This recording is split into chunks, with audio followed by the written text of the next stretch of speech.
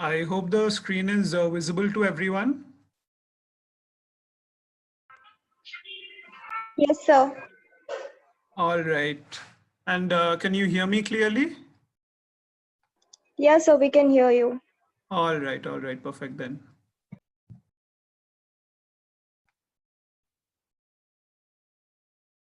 Just give me a minute.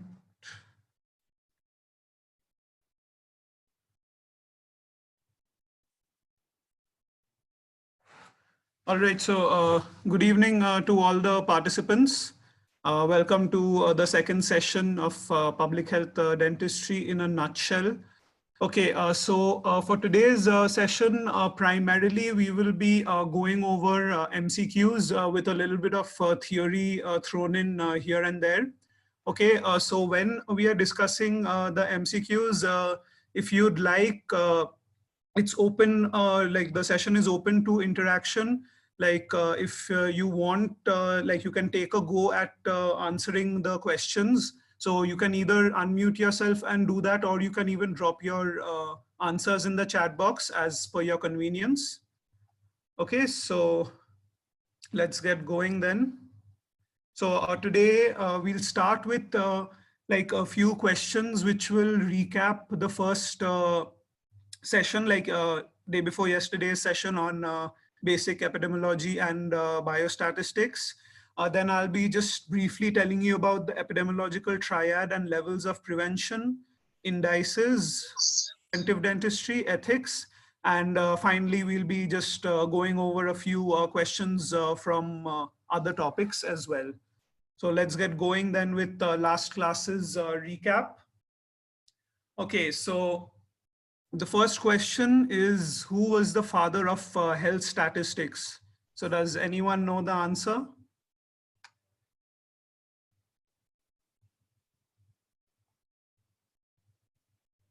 Yes, anyone, would anyone want to attempt? All right, no problems. No, Chandni, it's not John Snow. You're close. Yes, Mansi, that's correct. John Grant. Yes, it's a John, but it's not John Snow. It's John Grant. Okay, so actually the thing is that there'll be a mix of questions, like, some which you just have to remember and some where you can actually apply yourself and get the answer. So next, moving on. All right, so this has to do with the scales. So now you're ranking students, okay, as per their grade point average. So you're ranking them from the lowest to the highest. Now, what scale would you like to use in case of this? Ordinal scale. Yes, that's correct. So the answer will be ordinal scale, because you're just using ranks. The ranks are just a means of giving the students a position. It does not necessarily reflect what their average is. Very good. Okay. So now you're studying a rare disease. What study design would you choose? And Case control study. yes, case control Control. study is correct. So, but why would you choose? Why not any of the others?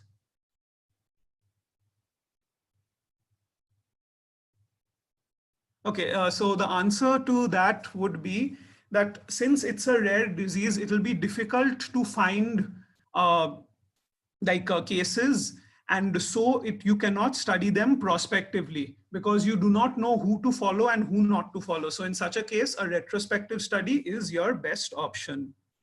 Okay, so next you've got your 2x2 table. Um, this is like in a retrospective design, like in your case control study design. So you've got your 20 smokers who have oral cancer, and you've got, like in your control, 20 smokers who don't. And then your non-smokers, you have 20 who have oral cancer and 30 who don't. So now how would you calculate the odds ratio from this?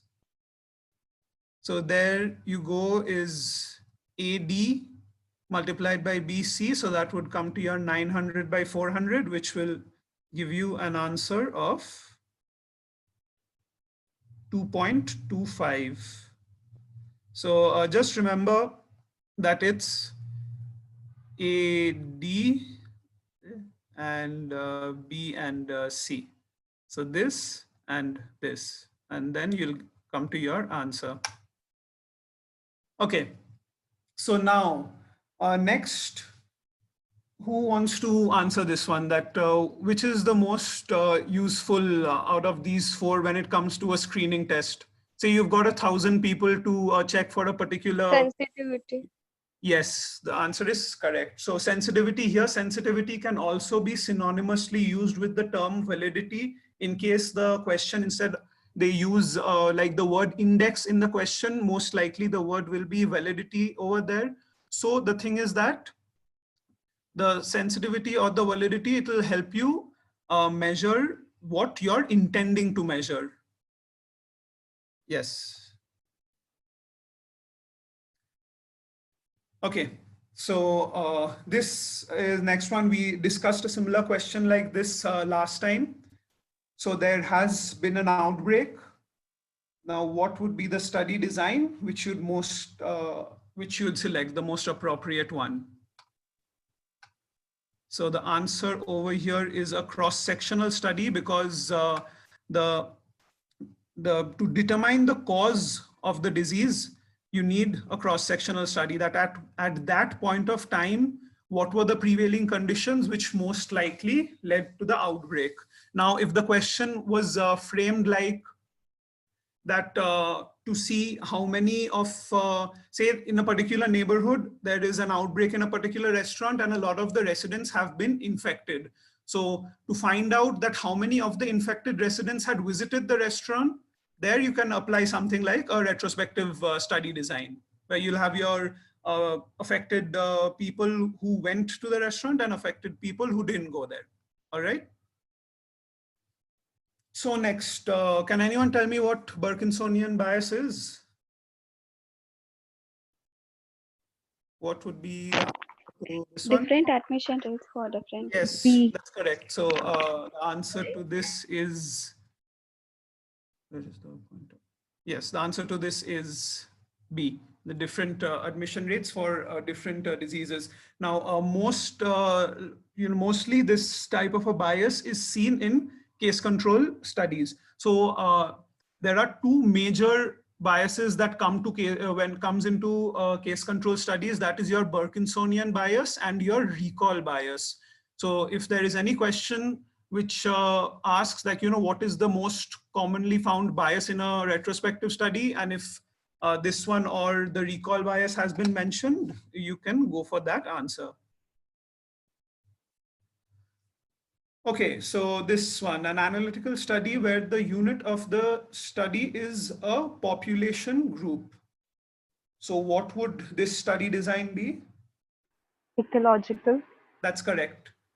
So in your ecological studies, the unit, the entire, your population is the unit of the study. For all the three other ones, it's like your individual within the population who are of interest. Okay, so if odds ratio is equal to 1, so what does that mean? Is there an association, high, low, or is it wrong, like odds ratio can't be 1? So High association. huh? A. A. No, unfortunately, A is not the right answer. Over here, the correct answer is none. None. Yeah, when your odds ratio is 1, that means that your exposure factor does not have an effect on the outcome. Like say if the odds ratio is 1, say someone, like although we know it's not possible, but say the odds ratio of smokers getting lung cancer is 1 compared to non-smokers. That means smoking is not having an effect. Only when it is greater than 1, you can say that there's a positive association, or if it's less than 1, you can say it's a negative association or it's a protective factor. Okay, so next, moving on. So a study was done where the sale of anti-asthma drugs was recorded. So the sale is recorded and the number of deaths due to asthma were recorded over a period of 15 years. So what do you think? What type of a study is this? Ecological. Yes, that's correct. This is an ecological study, because over here that you are recording the number of deaths due to asthma in that particular population. So you're counting the number of deaths. You're not looking at individuals. So here again, the answer is an ecological study. Okay, so you've got your four numbers. Which demonstrates the highest correlation? minus 0.75. Yes, that's correct. So your correlation values, it extends from -1 to +1, where -1 indicates a perfect negative correlation, whereas +1 indicates your perfect positive correlation. All right. So next, now moving into more of the biostats. So I hope you remember a little bit of. Paired t-test. Yes, that's correct. For this particular question, the answer is a paired t-test, because your keyword to look out for Before and after. keywords. Yes, that's correct. That before and after. Okay. So now we have two variables. We have a yes and no variable and a numerical variable, and the investigator wants to find an association between the two. Okay, so what do you think? What's the answer to this one?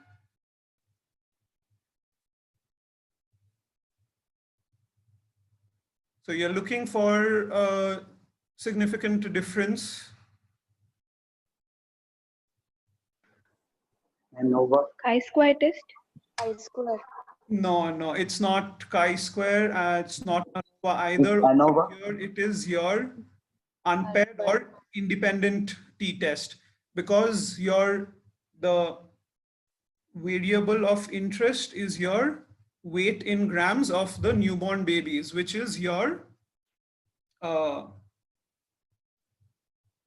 what do you call it, which is which is giving you the numerical data. Okay, so in such a case, now where would you apply a chi-square test? A chi-square test would be applied when you have both qualitative variables. And when it comes to ANOVA, it is when you have multiple groups. Say if iron supplementation was associated with both, say, the weight of the newborn babies plus like another factor, like, maybe some other, if there was more than one apart from the weight. So that's where you could apply ANOVA. Okay, so correlations 1.1. So what does this mean? Mistake. Yes, that's correct. So it's a, Computational mistake. yeah, it cannot, the correlation cannot be more than +1 or less than -1. It has to be between that. Okay. So now an investigator, he wants to find out the mean peak flow expiratory rates in non-smokers, light smokers, moderate smokers, and heavy smokers. So what test do you think would be applied over here? One-way ANOVA. Yes, that's correct. One way, because there is just one independent variable over here, which is you're seeing your expiratory rates, and you've got 4 groups. So hence ANOVA would be the test of choice. Now, for example, in the same question, if he wanted to compare the mean expiratory rates and say something also the vital capacity of these patients. So in that case, your two-way ANOVA would come into picture, because he would be comparing both the expiratory rates as well as vital capacity. Okay. Okay, so the next one. So there are 2 groups of infants, 50 in each group. So one group gets CPAP and the other group gets a bubble test. So the results show you that 30 positive tests in the CPAP group and 20 in the bubble test group. So what do you think, to find out a significant, like to see if this result has any significance, which test would you apply here?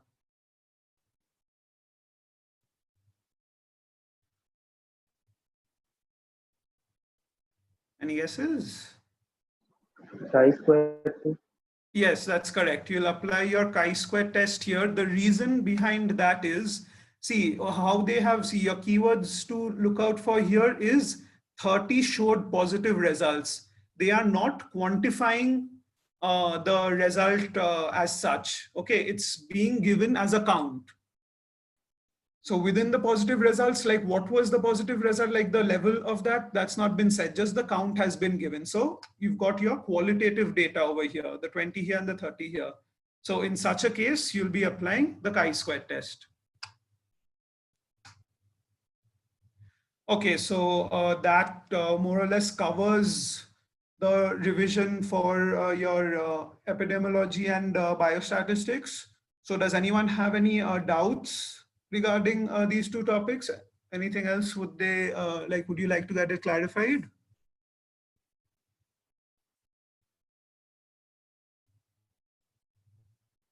All right, so then moving on. So next we're moving on to the epidemiological triad and levels of prevention.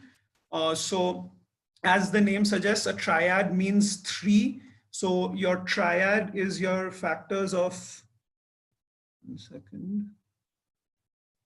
So you've got your agent factors, your host factors, and your environmental factors.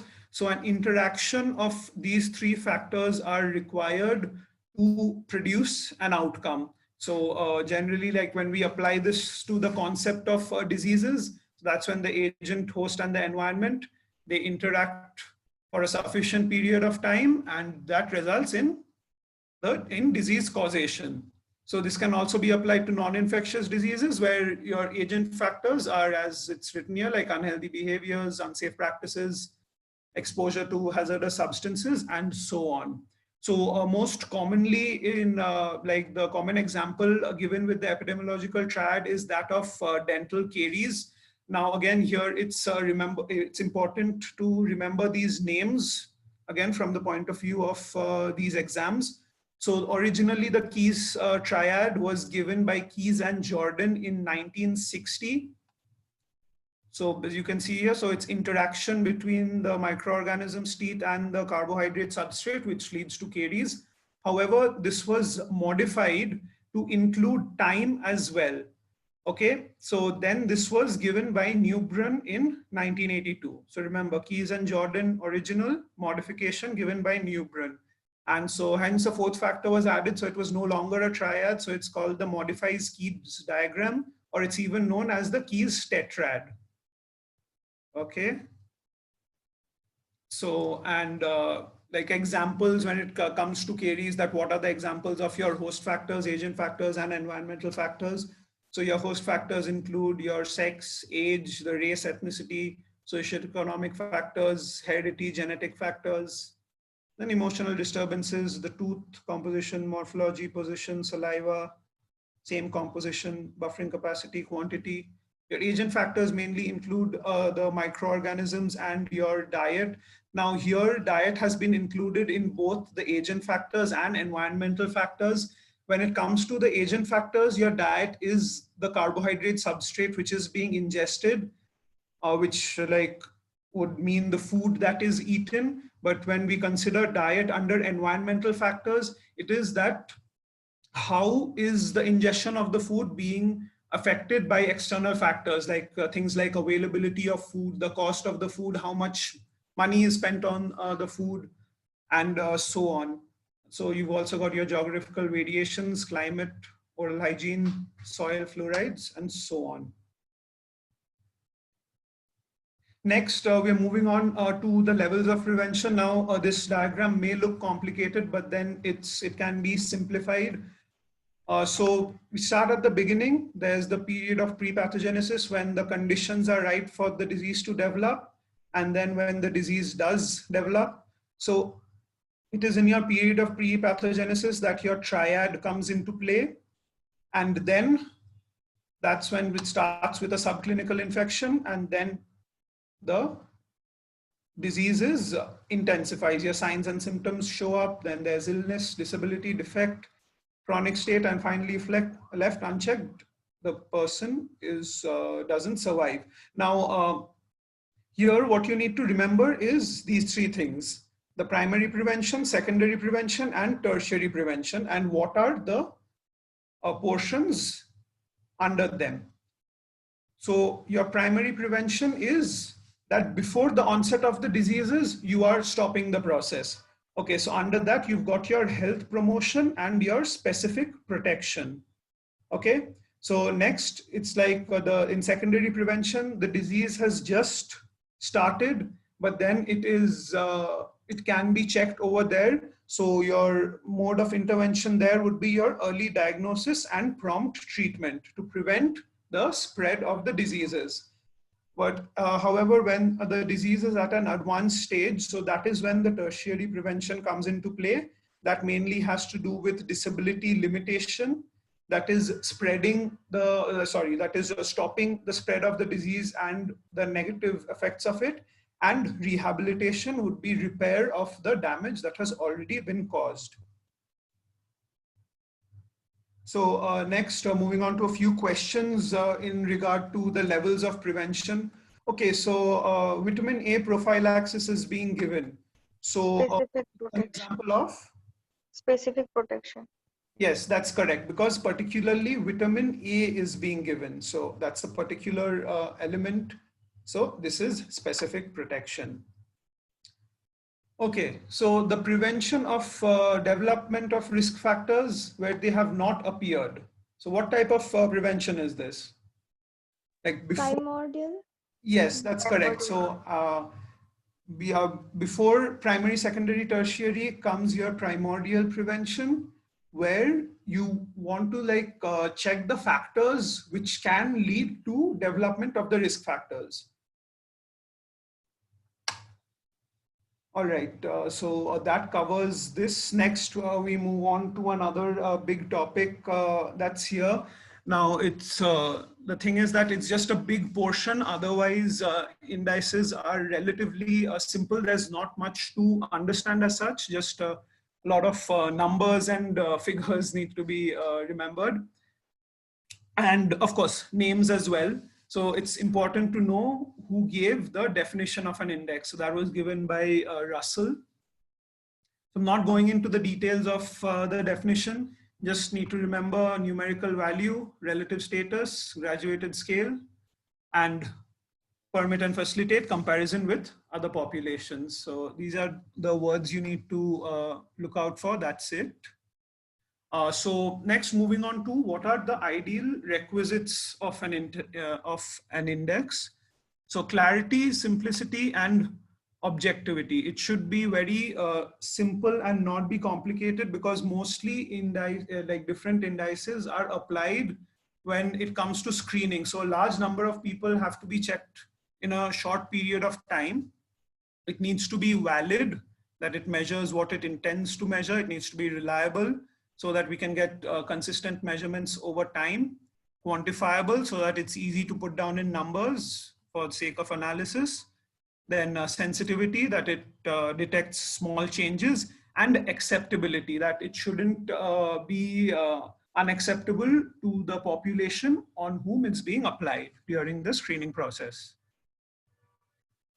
Okay, so basic classification. So you've got reversible and irreversible. அது அந்த சாட்டின் map மாதிரி ரெண்டு தனியா கொடுத்து விட்டுருக்கேன் பாருப்பா, violet colour ஒன்னு, green ஒன்னு. Okay, so you've got your full mouth index and simplified index, where certain index teeth are selected which are representative of the whole mouth. Simple and cumulative, and the final one is you've got your disease index, symptom index, and treatment index. Okay, so we'll just go over a few names and the basic. We'll get into just the details of the basic indices from where mostly questions are asked. So when it comes to your plaque indices, it's just you need to know the details of the first index. The others, just the names are enough. You've got your low and stillness index, which is also simply just known as the plaque index. Then you've got your Quigley and Hine plaque index, which is a modification of this low and stillness index. Then Glass, Schickman and Ash, Navy plaque index. Sometimes it just might be given as Navy index. And if this is there, they might give you just names of certain indices and be like, what does the following index measure? Or you might be asked which of the following is a plaque index. So if you see Navy with none of these other names, you know which one to go for. As a matter of fact, for any of these names. So just remember these names as all plaque indices. You've got your DMPI and your bonded bracket index. Okay, so your plaque index that was given by Silnes and Low in 1964. Sometimes instead of plaque index, it just might be given as the Silnes and Low or Low and Silnes index. Okay, so this mainly just measures that what is the plaque score on the crown of the teeth.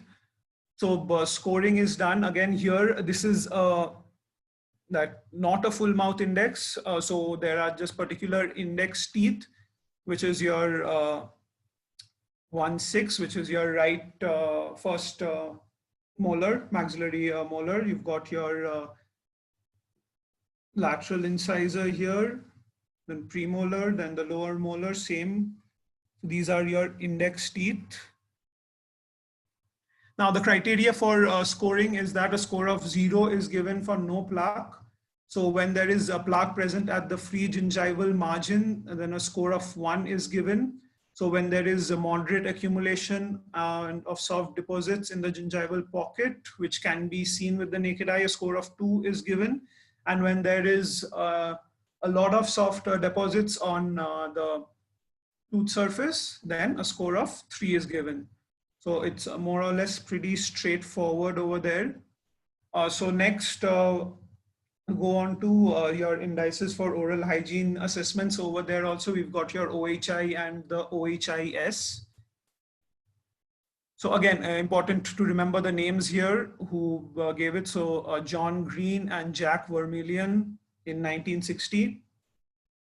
They introduced this index. Now, this index has got 2 components, which is got your plaque component and your calculus component. So in the full OHI, the entire oral cavity is divided into 6 segments known as sextants.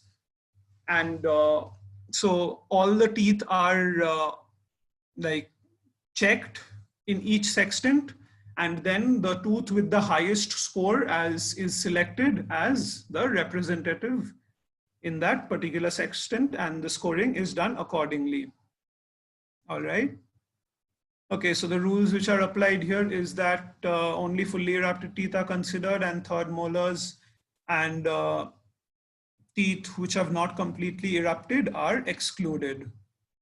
So your debris index or score of 0 is given when the tooth's clean.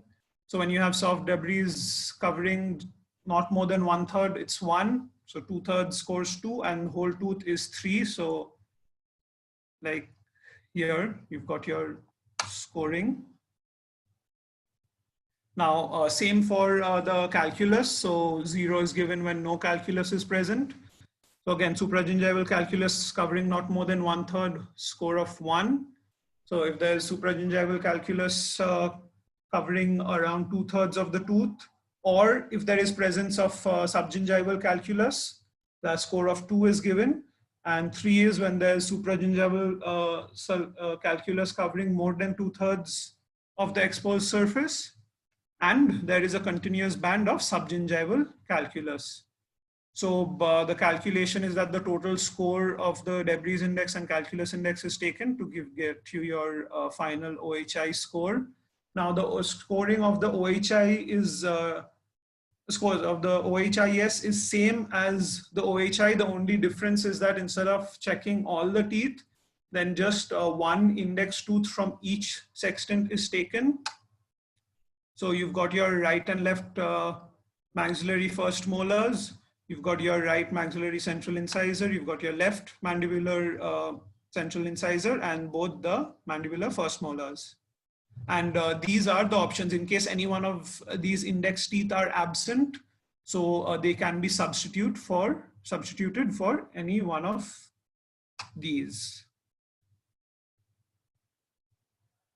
So next, we move on to the gingival index.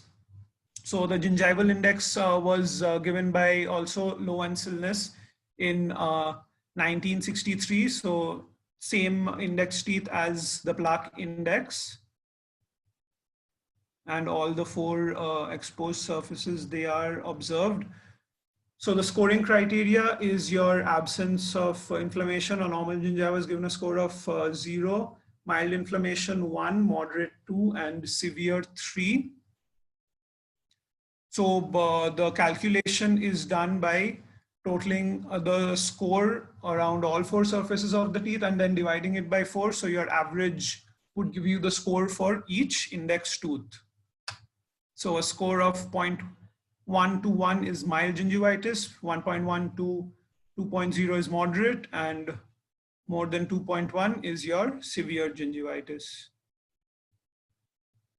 Okay, so modifications which were made to the gingival index is that the entire dentition was involved, like the second molars were involved as well. And also the distal buccal, labial, and mesial surfaces were included in the examination. So the modification of the gingival index given by Lowe was in 1967. In addition to this, also modifications were given by Quigley. So next, moving on to the periodontal index. So here it's again important to remember the name that it was given by Russell. So often it can be just given as periodontal index, or it might just be mentioned as Russell's index. Okay, so the scoring criteria for the Russell's index is that score of 0 is given when there neither is any inflammation of the gingiva nor any destruction to the periodontium. So score of 1 is given when there is mild gingivitis, but which does not it's not present fully around the tooth. Then a score of 2 is given when there is gingival inflammation which completely encircles the tooth. Now score of 4 is given when when radiographs are available and when there is just initial evidence of bone loss in the radiograph. Now score of 6 is given when there is gingival, when there is a pocket, periodontal pocket formation in association with gingivitis. And a score of 8 is given when there is advanced destruction of both the soft tissue and the hard tissue with loss of masticatory function as well. So a certain rule which the Russell's index follows is that when in doubt, assign the lower score. So if it's in between or if it's not clear, then the lower score should be assigned. So this is the range. So after the Russell score is calculated, then 0 to 0.2 is normal, 0.3 to 0.9 simple, 0.7 to 1.9 is just the initiation of periodontal disease, 1.6 to 5 is established periodontal disease, and yeah, 3.8 to 8, that's when the disease is at a terminal stage. Now, next coming to the CPI-TN, okay, so that was given by all of these investigators, and it was formed in association with the WHO and the FDI. So hence the CPI-TN probe is also known as the WHO probe. Now it's important to remember these markings because in a lot of questions are related to the markings, like sometimes you might be asked a question that which of the following probes has a circular tip? So that would again be the CPI-TN or the WHO probe. So there's the first marking is at 3.5 mm, next one is at 5.5, and this 2 mm is covered by a black strip. The third marking is at 8.5 and the final marking is at 11.5. And also it's important to remember these gaps here. So starts with 3.5 mm, then a 2 mm gap in the black band is 2 mm, followed by 2 sets of 3 mm gaps. So again, the method of examination is that the tooth is divided into 6 segments and each of the teeth are are examined, and the tooth which has the highest score is the representative of that particular segment. So the index teeth which are generally selected, so for adults who are 20 years or more, so then these are the 10 index teeth that are examined.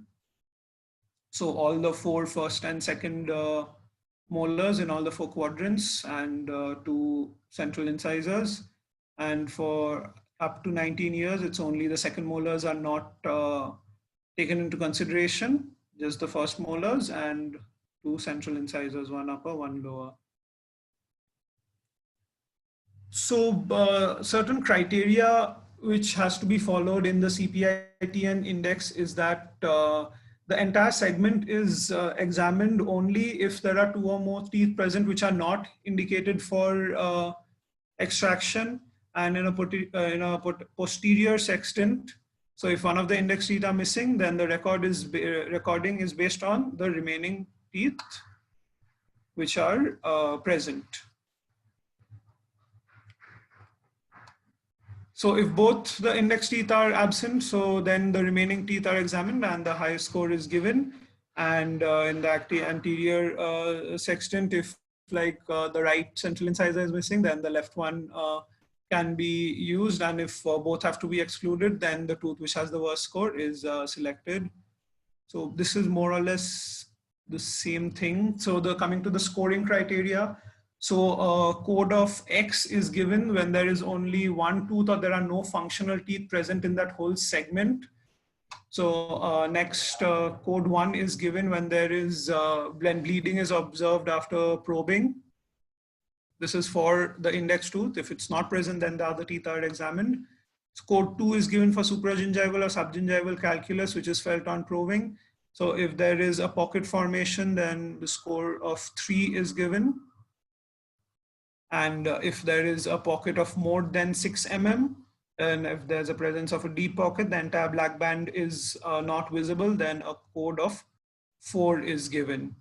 So that's the diagnostic part of it. Next comes to the treatment need parts of it. So a treatment need code of 0 is given when no treatment is required. So code of 1 indicates that oral hygiene needs to be introduced. So your code 2A indicates the need for professional treatment. So scaling, root planing, and all that are advised. And a code of 3 is like TN3 is when complex treatment is required, like your either flap surgeries or so on, like different surgical procedures.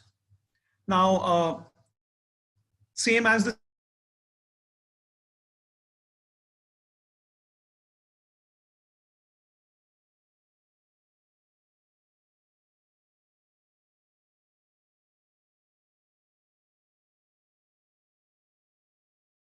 the same, but in addition to that, the loss of attachment, these are the same, a loss of attachment score is also given to that.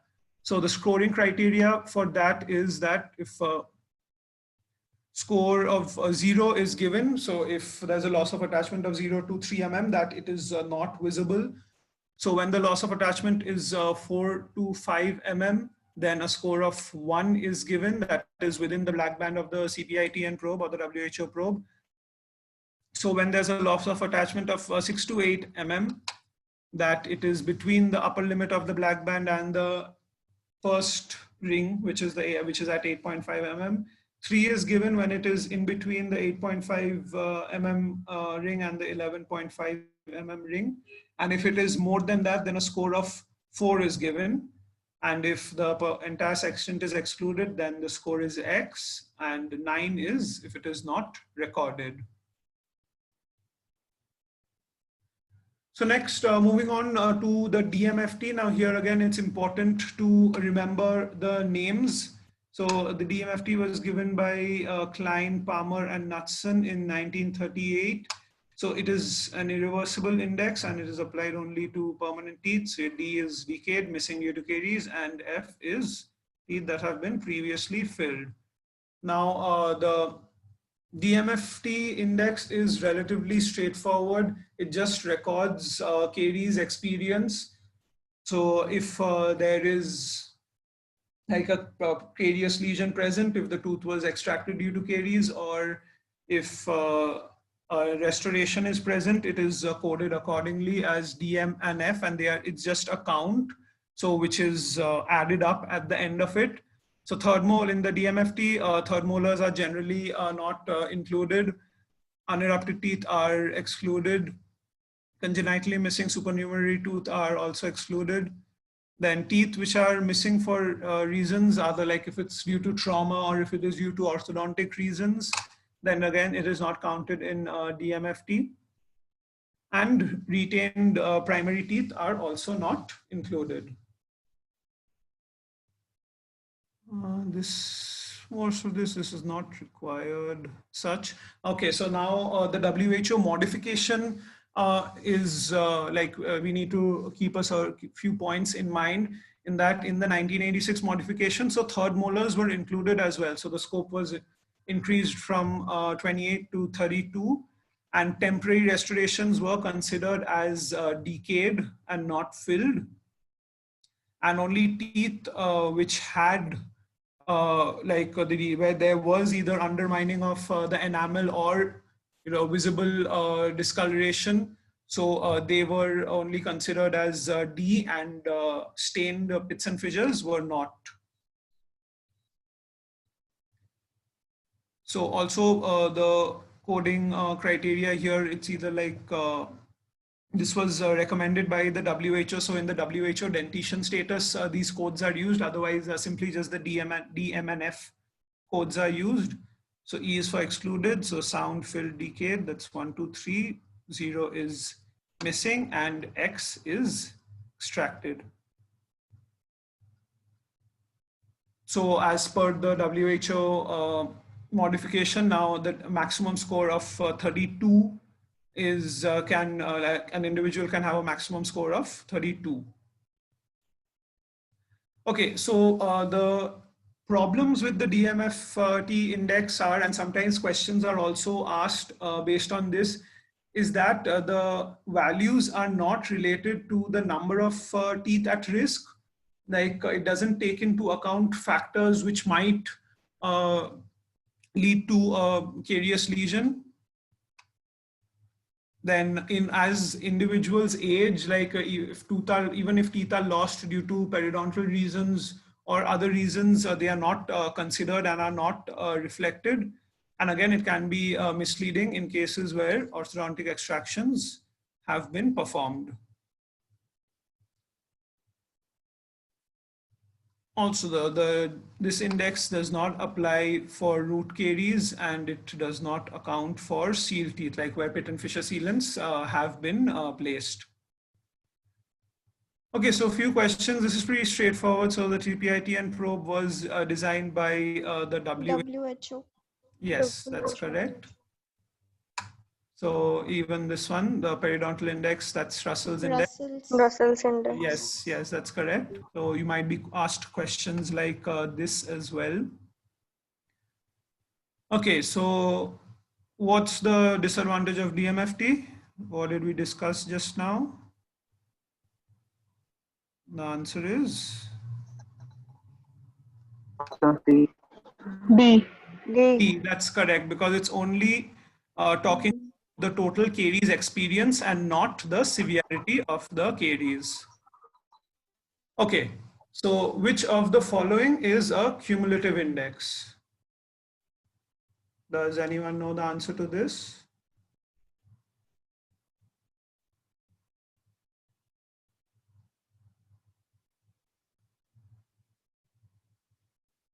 Okay, so I'll give you another example of a cumulative index. So your PMA. Yes, that's correct. In fact, when the PMA was developed by Massler, so he took an example of DMFT. Now in the PMA index, just the number of teeth which are which show gingivitis or bleeding on probing, they are counted, but the severity is not. Like all these other three indices, they measure like what is the severity of the gingival or the periodontal conditions, whereas the PMA is just a cumulative or a count index. Okay, so does anyone know what the PHP index is?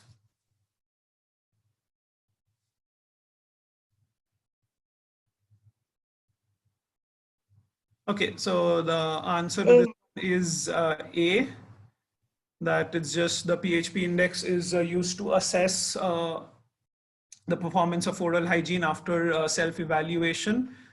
So again, details of this is not required, just it's important to remember that, yeah, PHP. You can just use like this as a cue that the PNH, so performance hygiene, you can use that as as a way to remember this. Now the Fedorchov and the Thistletrup index. Anyone? B. Yes, that's correct. So Fluorosis. it's used to measure fluorosis. Wherever you see the name Fedorchov, you'll know that it's associated with fluoride and fluorosis. So if there are any similar questions also where you see this name and you see fluorides, so most likely they are going to be linked. Okay, so the property of an index to measure what it intends to measure is the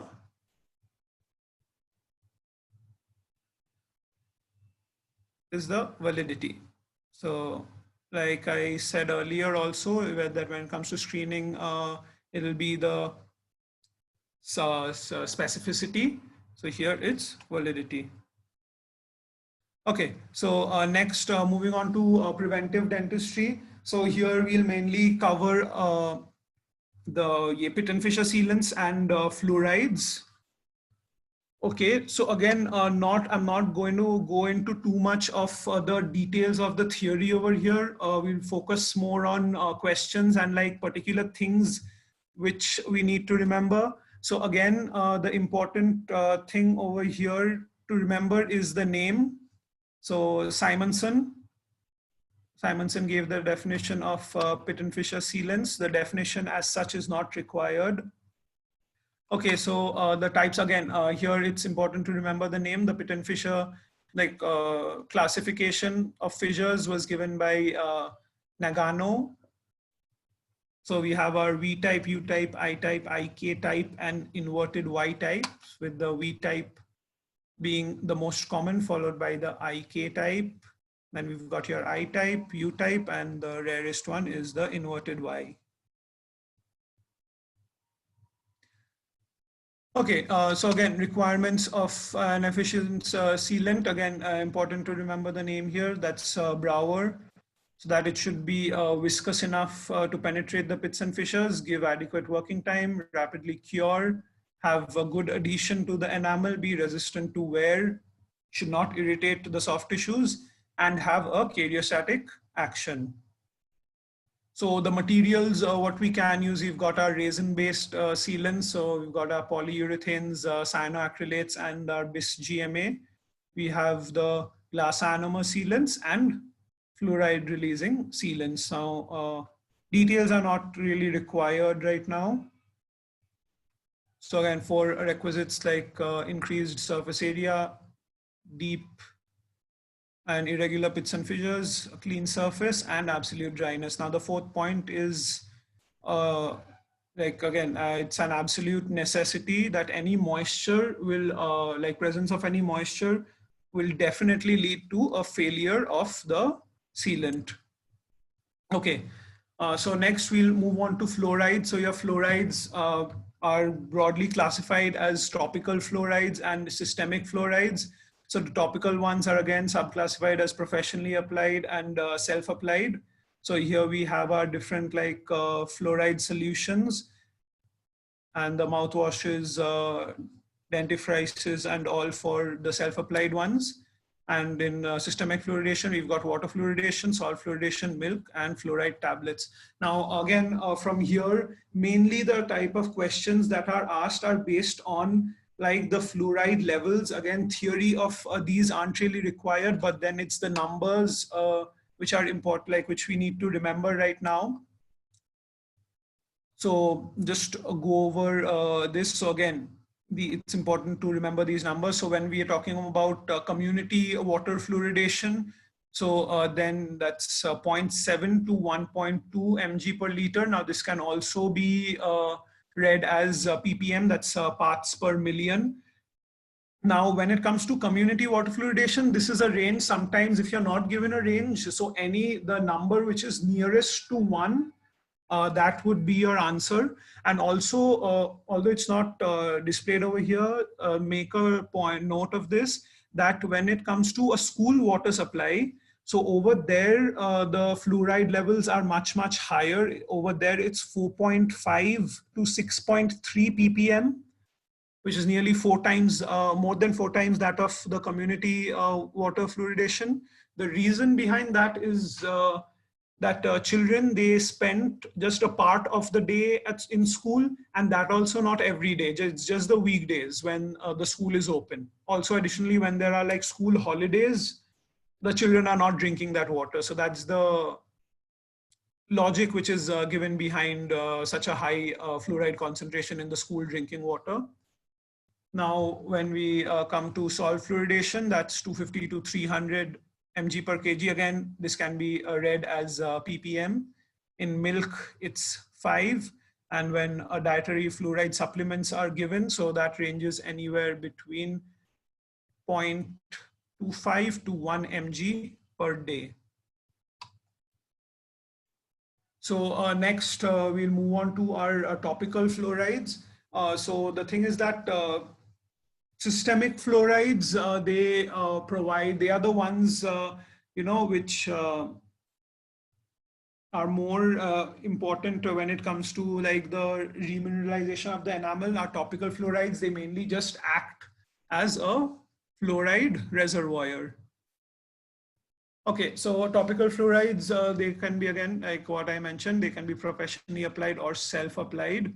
So the classification of the professionally applied ones. So we've got our sodium fluoride. So this is the one which is used in Knudsen's technique.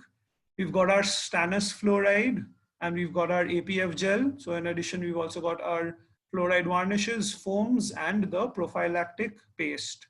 Now, this is very important, like it's most, or you should remember all of these numbers because any of them can be asked in a question. So your Knudsen's fluoride, or the 2% sodium fluoride, that has a concentration of 9,200 ppm, okay? Your stannous fluoride is 19,500 ppm, okay?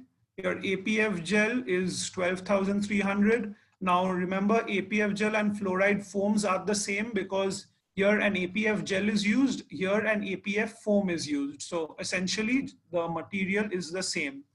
Now when we come to fluoride varnishes, the two which are important to remember is Durafat, which is your 22,600 ppm, and your fluoroprotector, which is 7,000 ppm, okay?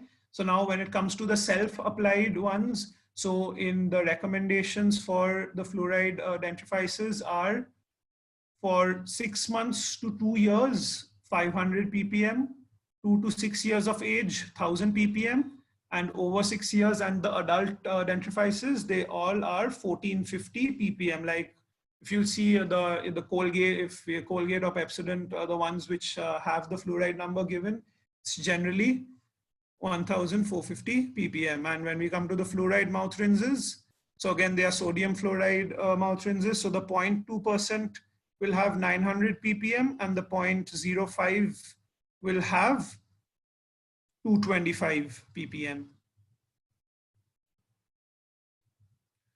Okay, so next also a few more numbers which need to be remembered is in relation to the fluoride toxicity. So 1 ppm concentration is ideal. So that will result in reduction of dental caries.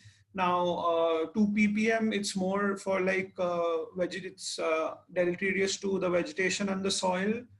Now more than 2 ppm, that's when we see fluorosis in the beginning of fluorosis in humans. Now at 8 ppm, so remember more than 2, anything more than 2 will show fluorosis. Now more than 8 ppm will show osteosclerosis. And that's when even the bone changes start. Then it's also important to remember this, when it's more than 50 ppm, so that's when the soft tissue fluorosis also starts. Also more than 8 ppm, the skeletal fluorosis begins. And more than 100 ppm, so that's when there is growth retardation. The kidneys get affected at more than 125, and 2.5 to 5 gram dose of fluoride is lethal. Again, fluoride toxicity can either be acute or chronic. Now, also here, it's important to remember these numbers. They are often asked in MCQs, as we'll be seeing later on. So for children, it is 16 to 32 milligrams per kg of body weight. And for adults, it is 32 to 64 milligrams of body weight, so double. In children, it is half. Now, the safely tolerated dose, it is half of that one. So it's 8 to 16 for children, and it is 16 to 32 for your adults. Now, your probable toxic dose is more than 5 mg per kg of body weight. Now, it's important to remember the name here. It's Bitfur.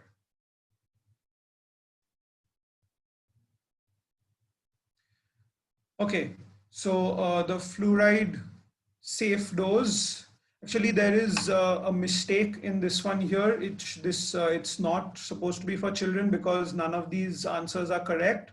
So actually the safe fluoride dose for adults, that would be this, within the 8 to 16 range. Okay, so can anyone tell me what's the fluoride concentration in Durafact? Option C. Yes? 22,600. Option Yes, that's C. correct. Answer is C, 22,600. Okay, so what's the recommended concentration in a community water supply? 1 ppm. 1 ppm, that's correct. So the answer is C. Okay, so what's the fluoride content of fluid protector? Does anyone remember how much ppm? What was the ppm number? 0.70%, 7,000. Yes, that's correct, because the ppm number 7,000. Your answer here is 0.7. Okay, so which one of the following are utilized in Knutson's technique, or can you use any? Sodium fluoride. Yes, sodium fluoride, 2% sodium fluoride, that's correct.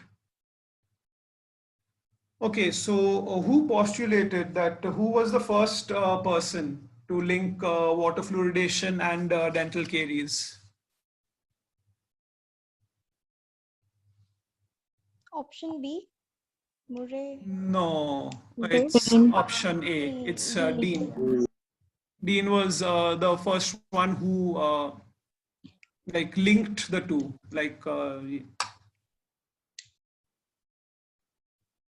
so that other one, that's Mackay. So what Mackay did was he had first identified what was called the Colorado stain, and he reported that to G.V. Blacks. After that, Dean carried out his investigations, and there he proposed that there is a link between fluoride levels in the water and the dental caries, the prevalence of dental caries.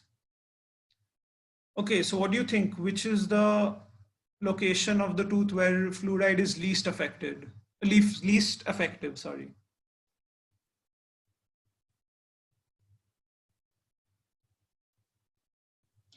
Pits and fissures. Yes, that's correct, because fluorides are mainly protective in your smooth surfaces of the teeth. We need our pit and fissure sealants to protect the pits and fissures. Okay, so does anyone know that which enzyme is inhibited by fluoride?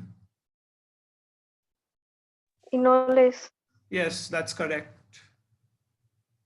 So the answer to this one is enolase. Okay, now does anyone know the answer to this? Like, what was the Wycombe study conducted to find out?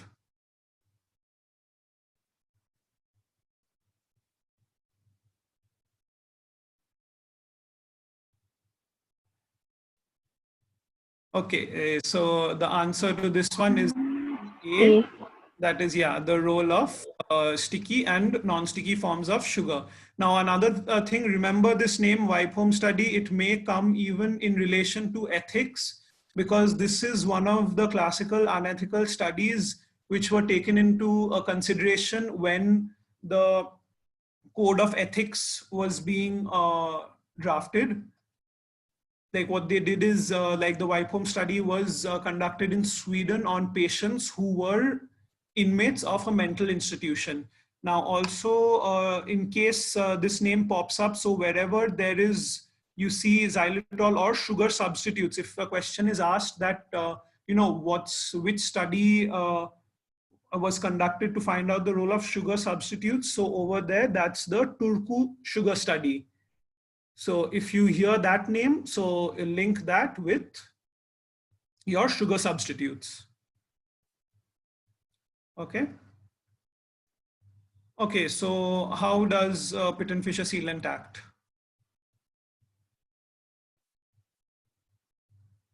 Blocking the nutrient supply to the bacteria. Yes, that's correct. So as the name suggests, it's a sealant. So it's going to seal off, or like in case of it's used in pit and fissure sealants are used in incipient lesions.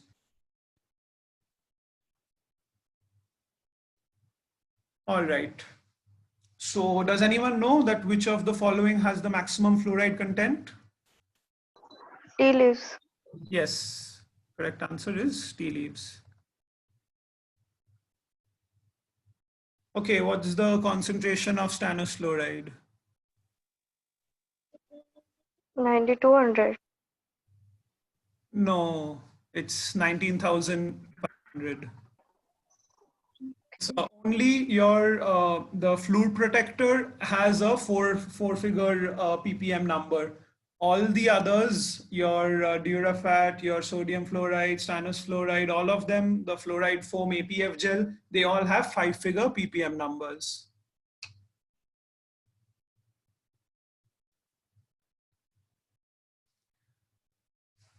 Okay, so can anyone tell me where was the first water fluoridation project carried out? Grand Rapids. Yes, that's correct, Grand Rapids. Now, after this, when the Four Cities study was done, that's when like Oak Park and Evanston were also included. So in case there's a question on the Four Cities study, these two are linked to that.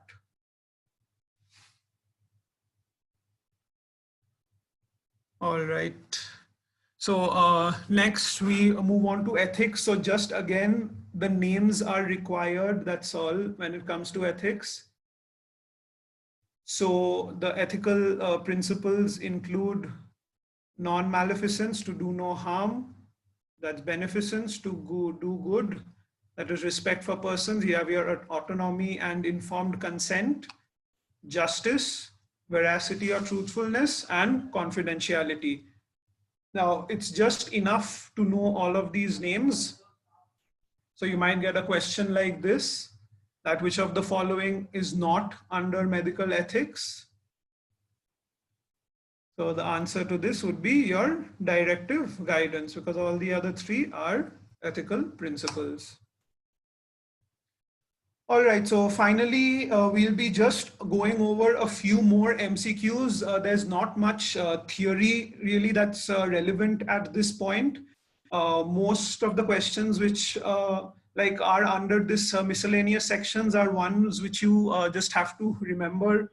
Fortunately or unfortunately, there's not much application involved. So we first move on to the Snyder's test, which is like the most common Carey's activity test. So can anyone tell me what does the Snyder's test do?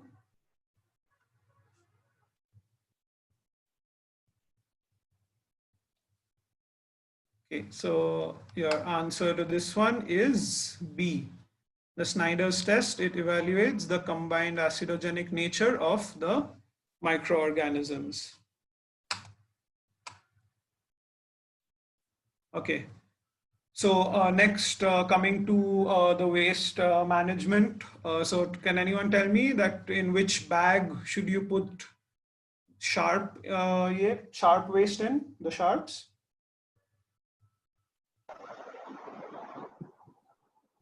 It's black. No, it's actually the No, opposite of white. Yeah, that. blue. Yellow. Yeah, blue. No. The White, answer white. is white. Okay, so according to your category of wastes, what you have, so in your white bag goes in all the sharps. In your black bag, that is where you put in. 1 second.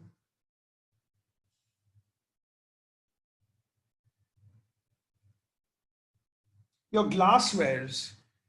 So other like your sharp instruments which have been used, which need to be discarded, that goes into the white container. The black container will have your glassware. Now in your yellow container, you will have like all like the human wastes. Then it could be like fluids, tissues, animal wastes, and so on. And any other solid waste goes into your red container. Okay, so what do you think is the best way to? Oh, I'm sorry. There was like the question that has been typed is wrong. So, what is the best method? Which of the four are the best for dealing with hospital waste?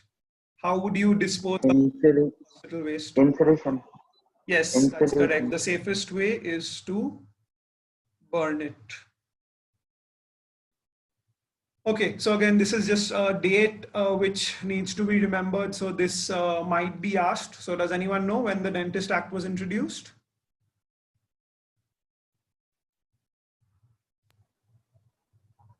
Okay, so answer to this is B, which is 29th March 1948.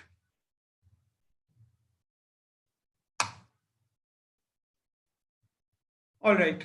So the meeting of accumulated dental needs at the time when the population is taken into the program and the detection and correction of new increments of dental disease at regular intervals is which of the four?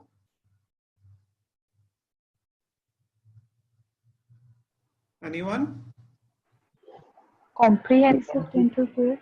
Yes, that's correct. Although the word increment is there in this, that it shouldn't imply that it's incremental dental care. So why is it comprehensive dental care? Whenever you see at the beginning, the accumulated dental needs are met. This is what makes the difference. Incremental dental care does not take into account the needs which have accumulated over time. So when that is done at the beginning, it is your comprehensive dental care. All right, so last one for today, that which is the country which has wholly adopted the school-based. New Zealand. New Zealand. Yes, that's correct. So it's New Zealand. Answer. So more or less that covers what I have to share with you all. Now, does anyone have any doubts regarding anything, or is there anything that anyone would like to discuss or raise any points? I'll be opening the chat box as well, so you can type in questions too.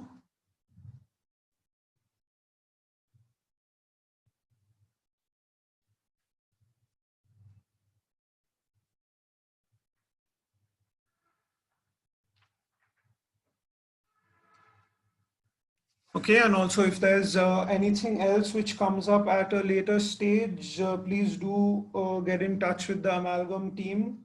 I'm sure they will help you out. So I think if that's all, then thank you everyone again for your patient hearing. I hope this session has been useful to your preparations. So all the very best to all the candidates who are going to be appearing for the competitive exams. And also thank you to Team Amalgam for giving me this opportunity to conduct this class.